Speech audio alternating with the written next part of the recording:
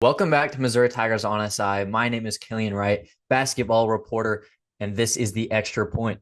Today, we're going to be outlining three things that Missouri Tigers basketball program needs to do in order to make sure a collapsed 2025-26 season doesn't happen. Looking back in the last few years of Dennis Gates' regime, he kicked it off with a fantastic 2022-23 season that saw the Tigers make the NCAA tournament and have a couple go to the NBA, being Kobe Brown and Demoy Hodge. Um, Along with those two, the Tigers lost in total their top four scorers that season. And we're kind of rolling with a new crew for the 23-24 season. What subsequently followed was one of the worst seasons in program history that saw them go winless in the SEC and the first time the program went winless since the 1907-08 season in conference play, which that season was only 5 games compared to 24's 18 games. Now, Tamar Bates, Caleb Grill, Mark Mitchell, a lot of those guys heavily contributed to the Tigers' bounce back season in 2024-25. A lot of those guys now will be leaving the program either to the NBA or to graduation. Kind of the same scenario that the 22-23 squad was in. You can see a lot of parallels between these two teams. Now, in order for Missouri to kind of break this cycle and make sure a disappointing 25-26 season doesn't happen, here's three things that they kind of need to hone in on and make sure they can excel in. So off the bat, the three-point shooting needs to kind of hold up or at least not fall off too hard from what it was last season.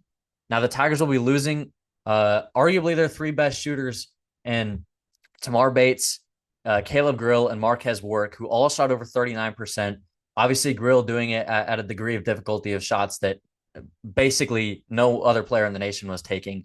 And then Bates and Warwick being knocked down, efficient shooters, both on and off the ball. All three of those players are gone. Now, Anthony Robinson shot 40% on three-pointers last year, and he will be returning. But the supplementary group of guys around him is not quite at that level.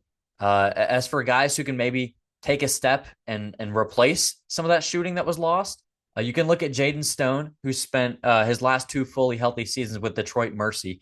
He shot 50%. This would have been 3 seasons ago for him, but kind of toned it back down and was hovering around 31% in 23-24. We'll see if he can maybe bring that to a median of the high 30s, 38, 39. Same goes for Jacob Cruz, who shot 41% from 3 in his season before coming to Missouri, but fell down to 33.6. Maybe bringing that up to around 37, 38, just a couple percentages away from where Bates and Grill were last season. And Cruz could be a key floor spacer for the Tigers next year. You could also look at Trent Pierce, who has certainly shown a willingness to take jump shots, especially open ones. It would be open in the corner a lot and was kind of a staple in Missouri's offense with those threes. But kind of similar to Cruz, struggled with efficiency, just hovered around 30%. Just having a collective group of guys raise the three-point percentage from the low 30s to maybe the mid 30s could be a big difference maker in the Mizzou offense retaining some of its success from last season. Flipping to the other side of the ball, this is kind of a new aspect that I think the Tigers are looking to hone in on, and it's the ball pressure on the defensive side of the ball. Anthony Robinson made all defensive team in the SEC last season, largely due to kind of his pesky activity in the passing lanes and while he's on the ball. He averaged 2 steals a game, a really impressive mark for a young guard like him. And the way the Tigers are constructing the rest of the guard rotation feels like they're going for players with a similar vein to Robinson who can get after it and really pressure ball handlers and force mistakes to be made, which then they can capitalize off of. An example, Sebastian Mack plays a lot of intensity and tenacity, transfer from UCLA, averages over a steal a game for his career, and certainly has the athleticism to kind of cause some havoc up there with Anthony Robinson.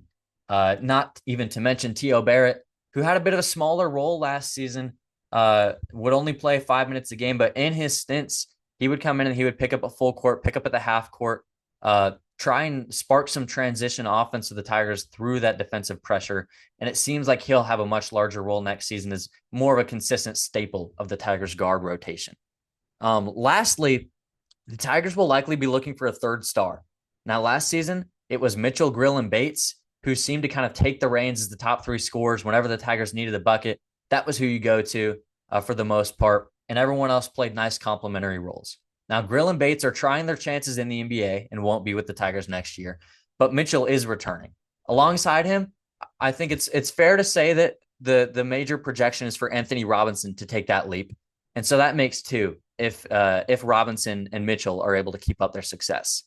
But the third star to kind of replace what the Tigers had last season with the trio is up in the air right now. It could be Trent Pierce, the rising junior. He's tall. He stands at 6'10", has a potential for a handle that could be used to create shots, a willingness to take jump shots, and he can finish at the rim. There's certainly an avenue where Trent Pierce takes that leap alongside those three, and they get kind of a guard wing big trio combination. Another choice is Sebastian Mack, who certainly had a higher usage role at UCLA. Some efficiency struggles were there, but that's often the case with young guards, and he could certainly turn it around at Missouri. Aside from those two, you could look at a real shot in the dark with guys like Anar Boateng or Trent Burns, who are very highly regarded prospects coming out of high school and have unique physical tools that make them kind of enticing prospects on that offensive side of the ball. But it would be a lot to ask of them going from, in Boateng's case, minimal, and in Burns' case, zero of a role last season to a star leap. But it is certainly a small chance of it happening.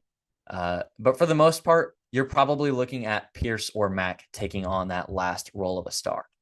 If these three things can click, at least to a decent extent, the Missouri Tigers should prevent themselves from having another major fall off season.